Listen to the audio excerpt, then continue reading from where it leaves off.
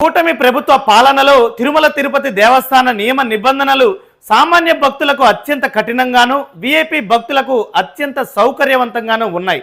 గతంలో పాలక మండలి సమావేశంలో చైర్మన్ గారు మాట్లాడుతూ తిరుమల గాని అలిపిరి పరిసర ప్రాంతాల్లో ఫోటోషూట్లు నిర్వహించిన రీల్స్ చేసిన కఠినమైనటువంటి చట్టపరమైనటువంటి చర్యలు తీసుకుంటాం, ఇవి పూర్తిగా నిషిద్ధమని చెప్పడం జరిగింది.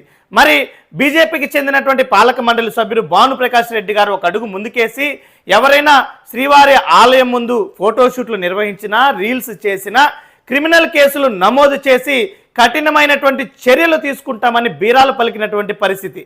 మరి ఆశ్చర్యంగా ఈరోజు ఆ భానుప్రకాష్ రెడ్డి గారే మధ్యప్రదేశ్ నుంచి శ్రీవారి దర్శనార్థం విచ్చేసినటువంటి మంత్రి ప్రహ్లాద్ సింగ్ పాటిల్ గారిని దర్శనానంతరం ఆయన కుటుంబ సభ్యులు శ్రీవారి ఆలయం ముందు తన యొక్క ప్రైవేట్ ఫోటోగ్రాఫర్లు ప్రైవేట్ వీడియోగ్రాఫర్లతో ఫోటోలు వీడియోలు దిగుతూ ఫోటోషూట్ నిర్వహించడం జరిగింది. ఈ ఫోటోషూట్కి దగ్గరుండి తిరుమల తిరుపతి దేవస్థానం విజిఓ సురేంద్ర గారు, అదేవిధంగా పాలక మండలి సభ్యుడైనటువంటి భానుప్రకాష్ రెడ్డి గారు దగ్గరుండి ఫోటోషూట్ని తీయించడము, ఏ రకమైనటువంటి ఫోటో ఫోజులు ఇవ్వాలో దగ్గరుండి చూపించడం అత్యంత ఆశ్చర్యాన్ని కలగజేసింది.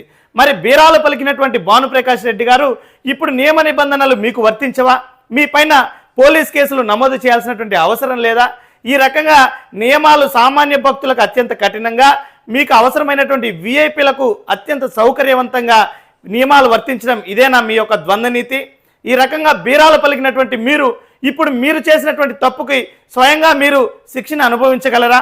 దేవస్థానం అధికారులు కానీ చైర్మన్ గారు కానీ ఇప్పుడు బీజేపీ భానుప్రకాష్ రెడ్డి గారి పైన క్రిమినల్ కేసులతో పోలీస్ కేసులు నమోదు చేయగలరా?